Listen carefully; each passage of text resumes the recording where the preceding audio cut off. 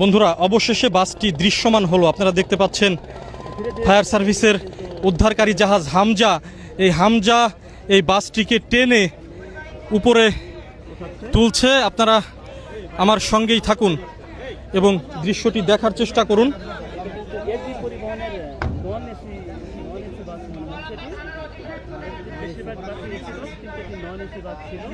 বন্ধুরা, বাসটি সোজাসুজিভাবে টেনে তুলছে ফায়ার বিআরডব্লিউটি এর উদ্ধারকারী জাহাজ হামজা বাসটি টেনে তুলছে এবং বাসটি এরই মধ্যে দৃশ্যমান হয়েছে। আপনারা দেখতে পাচ্ছেন